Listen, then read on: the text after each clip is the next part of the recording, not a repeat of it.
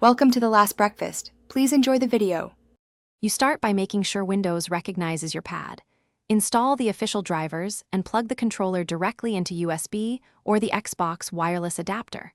Once done, confirm it shows in Device Manager and in the Windows Game Controllers panel. Close any input overlays such as Steam or Controller Companion so Xenia can access the device exclusively.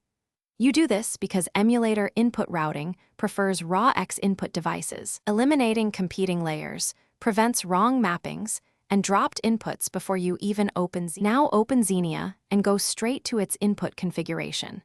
You select the X input device index that matches your controller and manually map face buttons, triggers, sticks, D-pad, and shoulder buttons. Save that profile so Xenia loads it every time. Make sure to enable vibration if your pad supports it.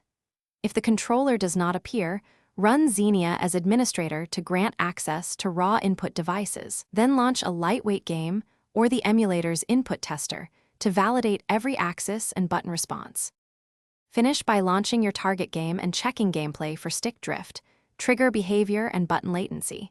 Tweak dead zones and sensitivity in the config until movement feels natural.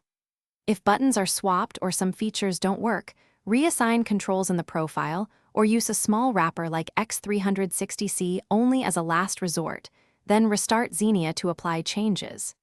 If things still fail, update drivers, uninstall conflicting input software, switch USB ports, or try the official wireless adapter. These steps resolve most Thanks for watching. If this was helpful, leave a like and consider subscribing. See you next time.